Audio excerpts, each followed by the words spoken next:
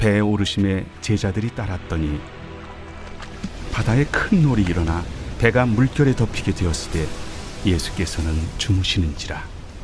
그 제자들이 나와 깨우며 주여 구원하소서, 우리가 죽겠나이다.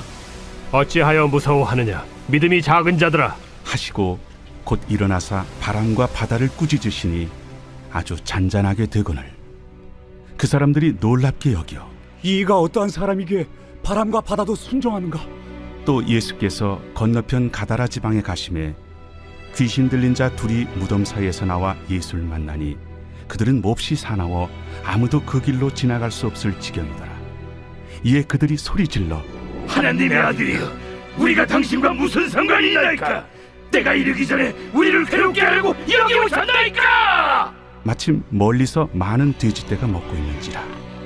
귀신들이 예수께 간구하여 이르되 만일 우리를 쫓아내시려면 돼지떼에 들여보내주소서. 가라. 하시니 귀신들이 나와서 돼지에게로 들어가는지라. 온 떼가 비탈로 내리달아 바다에 들어가서 물에서 몰사하더니 치던 자들이 달아나 시내에 들어가 이 모든 일과 귀신 들린 자의 일을 고하니 온 시내가 예수를 만나려고 나가서 보고 그 지방에서 떠나시길 간구하더라. 오늘 말씀에 어제에 이어서 오늘 말씀이 이어지는 부분입니다. 어제 말씀에서 예수님은 두 명의 사람에 대해서 말씀을 하시면서 결국엔 나를 따르는 것이 무엇이고 나를 따르는 삶을 주라고 고백하는 그 삶, 제자도 그 삶을 가르쳐 주시면서 그들을 이제 뒤따르는 제자들이 있음을 보게 됩니다. 이제 그것과 주님을 따르지 못했던 자들과 대조적인 표현으로 오늘 23절의 시작이 나오는 걸 보게 되죠. 배에 오르심에 제자들이 따랐더니 제자들의 삶이라는 것은 바로 예수 그리스도를 어디든지 따라가는 신앙의 고백과 그의 삶이 동반되는 함께하는 언행일치의 삶이 바로 제자의 삶임을 알려주고 계십니다. 그때에 이제 바다에 큰 놀이 일어나 배가 물결에 덮이게 되었을 때 그때 예수는 주무시는지라. 그때 그 제자들이 나와 깨우며 이르되 주여 구원하소서, 우리가 죽겠나이다. 이제 28절에 등장한 것처럼 가다라 지방으로 가는 길에 이제 배를 타고 갈릴리 바다를 지나가는 중에 있습니다. 오늘의 이 본문 말씀은 마가복음, 누가복음에도 동일하게 기록되고 있는 유명한 말씀이죠. 큰 놀이 일어나서 그 두려움 가운데에 주무시고 계시는 예수님을 서둘러 깨우는 제자들의 모습을 보게 됩니다. 이 제자들의 마음이 어떠했겠습니까? 어찌하여 이렇게 다급할 수밖에 없었을까요? 참 이 자연의 큰 앞에서 인간의 존재가 너무나 작고 연약한 힘이 없는 존재구나 라는 것을 다시 한번 느끼면서 또한 겸손의 모습을 창조주 앞에서 취할 수밖에 없음을 우리는 보게 되죠. 이와 마찬가지로 그런 마음들이 들었을 것입니다. 이야, 정말 죽겠구나, 말 그대로. 여기서 그냥 말로만 죽겠나이다 한 것이 아니라 내 지금 현실에 처한 상황이 정말로 죽을 지경에 이르렀구나 라는 고백입니다. 우리 인생을 살면서 이런 파도에 비교할 만큼의 여러 풍랑과 환란 가운데에 우리의 삶이 처할 때가 얼마나 많이 있습니까? 당장에 내 몸이 어찌할 수 없는, 내 몸 하나 가누기 어려운 질병에, 또한 난치병, 불치병에 걸려 고난 가운데 있는 분도 계시겠고, 또한 사업으로 인하여 물질적인 어려움과 부도로 인하여서 쫓김을 당하는 신세에 처하는 경우도 있을 것이며, 또한 차라리 내가 아프면 좋을 텐데, 내가 어려우면 좋을 텐데 나의 자녀의 아픔과 괴로움으로 인해서 이 부모로서 어찌할 수도 없는 그런 상황에 처할 때에 우리는 정말 가슴이 찢어지고 정말로 죽겠나이다의 고백이 내가 죽겠다라는 말이 절로 나오는 상황에 처할 때도 있을 것입니다. 그때 이들은 누구를 찾게 됩니까? 주여! 라고 간절히 주님의 이름을 부르게 되는 것을 봅니다. 그때에 예수님이 대답하시죠. 어찌하여 무서워하느냐? 예수님의 첫 반응이 이렇습니다. 어찌하여 너희가 무서워하느냐? 믿음이 작은 자들아. 어디서 많이 본 표현이지 않습니까? 우리가 앞서 이미 6장 30절에서 한번 보았던 표현입니다. 오늘 있다가 내일 아궁이에 던져지는 들풀도 하나님 이렇게 입히시거든 하물며 너희일까 보냐. 믿음이 작은 자들아. 앞서 6장 30절에서는 염려에 대해서 말씀하시면서 야, 왜 염려를 그렇게 하느냐. 이 믿음이 작은 자들아. 하나님의 아버지가 계시지를 않느냐. 너희가 아버지가 분명히 계시는데 왜 염려하며 두려워하느냐를 말씀하셨습니다. 어떻게 보면 비슷하다 할 수 있는데 오늘 말씀에서는 무서워하는 그 자들을 향해서, 앞에서는 염려하는 자들을 향해 오늘은 무서워, 두려워, 떨고 있는 현실 세계 가운데에서 어찌할 바를 몰라 떨고 있는 자들을 향해서 어찌하여 너희가 무서워하느냐. 이 믿음이 작은 자들아. 이 뒤에 이어지는 말씀이 과연 무엇일까요? 믿음이 작은 자들하고 그 뒤에 더 붙일 수 있는 표현이 있다면 무엇일까요? 너희의 주, 내가 너희와 지금 함께 있지를 않느냐. 이 말씀 아니겠습니까? 내가 너와 함께 있지 않느냐. 너와 지금 함께 있는 게 누구냐? 네가 지금 깨우고 있는 내가 누구냐? 그거를 알라라는 거죠. 네가 지금 입으로 주여라고 부르고 있는 그 존재가 과연 누구더냐? 너희가 지금까지 나와 함께 있으면서 그것을 깨닫지를 못하느냐? 어찌하여 너희 믿음이 그렇게도 작으냐라고 주님의 책망의 목소리가 들리지 않겠습니까? 오늘 우리 주님은 우리를 향해서 두려워하고 염려하고 있는 우리의 인생의 삶을 통해요. 예수님 동일하게 이렇게 우리를 향해 믿음이 어찌하여 작으냐, 왜 떨고 있느냐를 끊임없이 말씀해주고 계시죠. 이미 들어서 들은 경험이 있는 분들 계실 것입니다. 성경에 어떤 분이 세어보니 두려워하지 말라라는 표현이 365번 있다. 하루에 한 번씩은 적어도 우리를 향해서 두려워 말라, 무서워 말라, 놀라지 말라, 내가 너의 하나님이 된다 라는 그 말씀을 우리의 귀에 날마다 끊임없이 하고 계시다라는 거죠. 그만큼 우리는 날마다 이 두려움이라는 것에 노출이 되어 있다라는 것입니다. 나도 모르게 그 감정이 찾아올 때가 있습니다. 그때마다 하나님은 변함없이 두려워 말라, 무서워 말라, 내가 너의 하나님 된다, 내가 너희의 주가 된다라고 말씀해주고 계시다라는 것이죠. 우리는 주님을 온전히 주로 고백하는 제자들로서 그 하나님의 자녀, 내 신분을 가진 자들로서 세상을 향해 두려움에 떠는 것이 아니라 내가 지금 나와 함께 계시는 그분이 누구인가? 내가 붙들고 외치고 있는 그 주님이라는 존재가 어떤 분인가? 그것이 우리는 마음 가운데 확실히 믿음으로 자리를 잡아야 될 줄을 믿습니다. 그래야 우리는 흔들리지 않게 되고 어떤 환란이 눈에 보이는 것이 너무나 커 보일지라도 나와 함께 계시는 분이 그보다 더 크시기에 내가 그분으로 인하여 환란 가운데도 고난 가운데도 내가 평안을 누릴 수가 있다. 왜입니까? 주의 크신 팔이 나를 늘 감싸고 안보하고 계시기 때문인지를 믿습니다. 그러나 참 제자들의 이런 연약함을 보면서 예수님 함께 계시는데 왜 이렇게 무서워하는가, 두려워하는가라고 안타까워할 수 있겠지만 그럼에도 불구하고 주님이라고 부를 수 있는 그 존재가 있는 것이 복된 줄로 믿습니다. 어찌하여 우리가 한순간에 믿음이 굳건해지고 강건한 성인의 장년의 믿음이 될 수 있겠습니까? 우리는 그것을 바라보며 가야 되겠지만 그러나 여전히 또 넘어지고 여전히 또 의심할 때가 있지만은 그럼에도 불구하고 내가 환난의 순간에 가장 먼저 주여라고 부를 수 있다는 것, 이것이 큰 복인 줄 믿습니다. 그래서 말하는 거죠. 붙어만 있어도 복이다. 어찌되었든 간에 내가 연약하여도 그래도 가장 먼저 찾는 이름이 주여, 가장 먼저 찾는 공동체가 이 믿음의 우리 세계비전 공동체일 때에 그때의 주님은 그 믿음조차도 크게 보시며 기뻐하시며 결국에는 믿음의 장성한 분량에까지 이르게 하시는 분이 바로 우리 주 예수 그리스도이신 줄을 믿습니다. 그래서 날마다 우리의 인생을 통하여 그 주님을 조금씩 더 경험하고 또 경험함을 통하여 우리 믿음이 반석 위에 지은 그러한 집으로서 풍랑에도 파도에도 결국에는 흔들리지 않는 기뻐하시는 그런 믿음의 소유자들이 우리 공동체가 될 줄을 믿습니다. 이제 그렇게 하여서 건너편 가다라 지방에 드디어 이르십니다. 예수님의 말씀에 있었던 목적지이죠. 자, 우리가 건너편으로 가자 할 때 그 건너편이 바로 이 지방입니다. 왜 그토록 이 지방에 예수님은 가기를 원하셨을까? 왜 그렇게 건너편으로 가려고 하셨나를 보니 다 이유가 있었다라는 것이죠. 그곳에 누가 있었습니까? 오늘 말씀해 보니 건너편 가다라 지방에 가심에 귀신 들린 자 둘이 무덤 사이에서 나와 예수를 만나니 그들은 몹시 사나워 아무도 그 길로 지나갈 수 없을 지경이더라.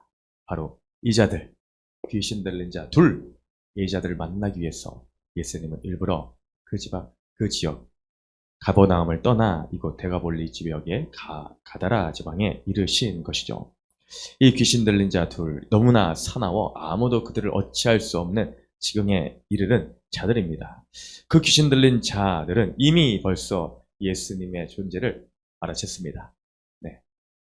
이에 그들이 소리질러 이르되 하나님의 아들이여 우리가 당신과 무슨 상관이 있나이까? 때가 이르기 전에 우리를 괴롭게 하려고 여기 오셨나이까? 이 귀신 들린 자 둘의 고백이 너무나 대단하지 않습니까?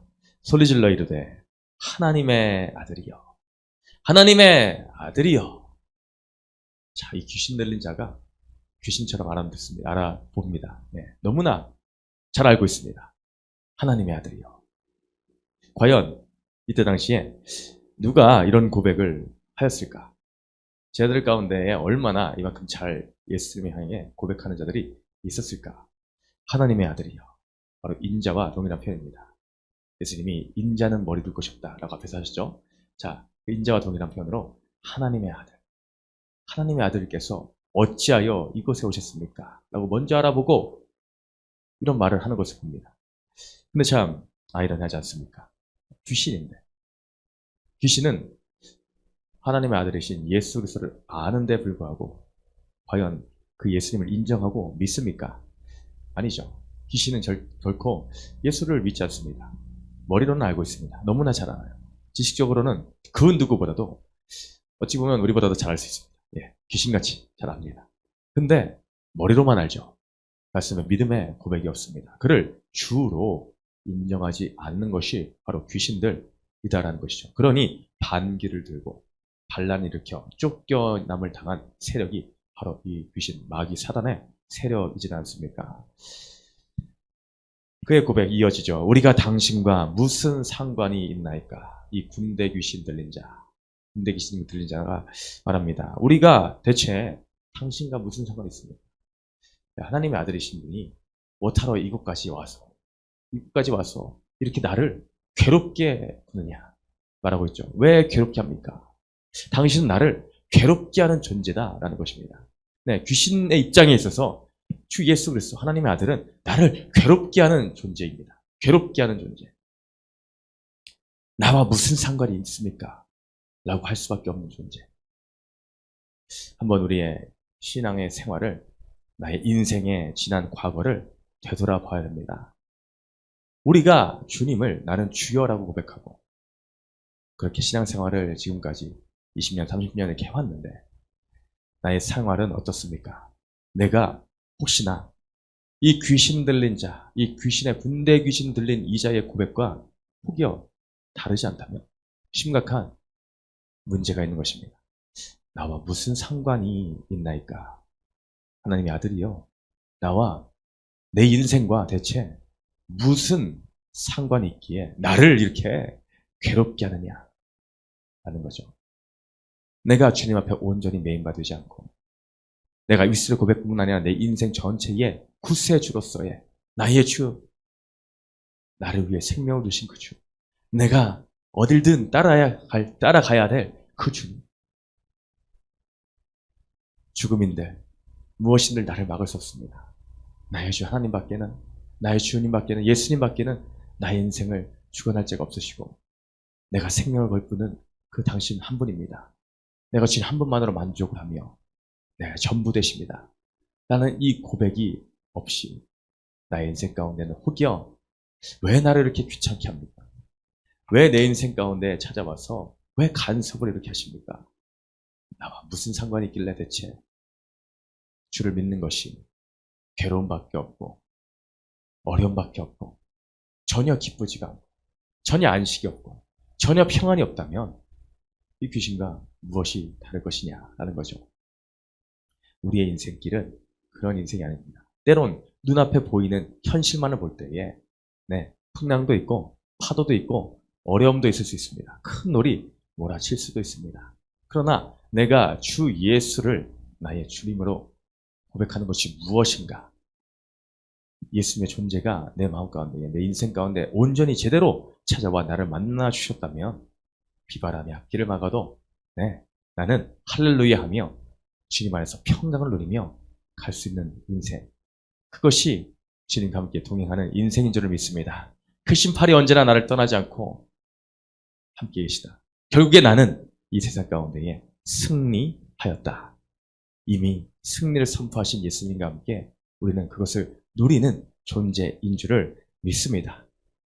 우리는 결코 흔들려 주님과 상관없다라는 인생이 아닌 우리가 주님과 상관 있는 인생, 그 온전한 관계의 회복이 일어나야 될 줄을 믿습니다.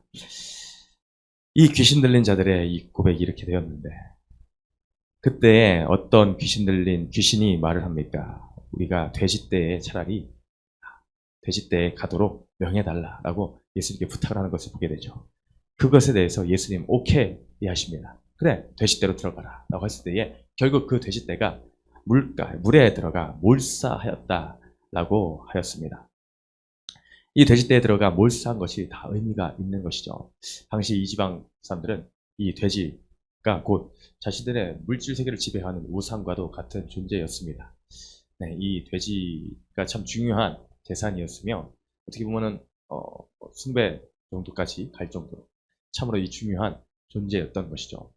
그들은 너무나 그것이 큰 것이었습니다. 그 로마의 지배 아래에 있던 이 지방 사람들에게 있어서는 그 우상 숭배의 상징성을 띠고 있던 것이 바로 이 돼지였던 것이죠.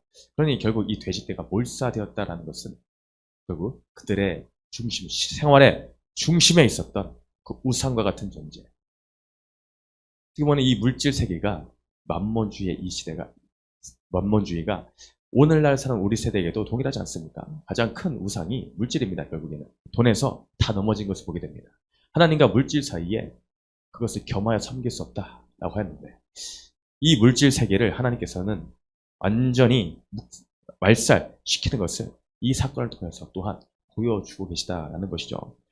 바로 그 우상을, 나를 지배하고 있는 물질 세계의 그 우상, 그것을 하나님은 이 시간 심판하시는 것을 예수님의 이 사역을 통해서 보여주고 계시다라는 것이죠. 오늘도 나를 사로잡고 있는 우상이 무엇인가? 물질인가, 자녀인가, 사업인가, 성공인가, 나의 나의 영광인가? 그 모든 것을 오늘도 예수님은 심판주로서 나를 눈멀게 하는 그것으로부터, 나를 메고 있는 그 세력으로부터 나를 해방시키기 위하여 오신 주님이시다. 이 돼지떼의 몰사 사건을 통해서 그것을 보여주고 계십니다. 나를 그 죄에서 자유케 하여 오신 그 예수님이신데, 이들의 반응이 어떻습니까? 반응이 놀랍습니다. 34절에 온 시내가 예수를 만나려고 나가서 보고 그 지방에서 떠나시기를 간구하니라. 결국에 이들은 떠나기를 간구하였다 합니다. 나의 우상을 쳐 부숴주신 예수님을 향하여 감사합니다. 고맙습니다. 나의 주님이여 라고 고백을 하는 것이 아니라 오히려 그분은 떠나기를 간구하는 삶. 내가 우상 삼고 있는 것을 다 처분시켜 주셨더니 왜 그렇게 하셨습니까? 라고 원망하며 불평하며 떠나기를 원하는 삶. 결국 나는 귀신과 상관있는 삶이 여전히 더 좋습니다. 그것이 더 큽니다. 여전히 그것을 끊어버리지 못하는 삶의 선택을 하는 것이 그 지방 사람들의 선택이었다라는 것이죠. 너무나 안타까운 일 아닙니까? 예수님은 이 귀신 들린 자 둘을 구원시키기 위해 이 땅에 오셨는데, 그 사건을 간접적으로나마 목격한 자들이 있었는데 그 자들은 주님을 주로 고백하지 못하였습니다. 반면에 이 귀신 들렸던 자는 오늘 마태복음에 있지 않지만 마가복음, 누가복음의 기록을 보니 나중에 주님을 전파하는 자들로 거듭난 것을 보게 됩니다. 주님을 믿게 되었다는 것이죠. 나의 인생에 찾아오신 예수님에 대해서 우리는 이렇게 극과 극의 반응을 보일 수가 있습니다. 나의 우상을 척결시켜 주신 그 주님에 대해서 우리는 어떻게 반응합니까?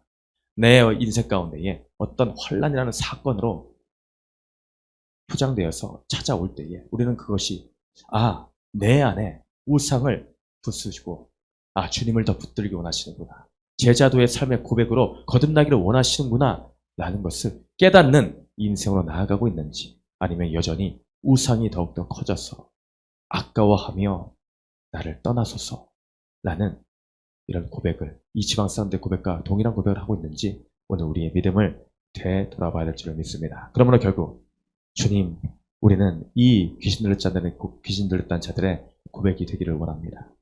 주님, 겸손히 내가 주님의 말씀을 듣고 나의 모든 우상을 작별시켜 주신 주님께 감사하며, 주님 오늘도 나에게 말씀하옵소서.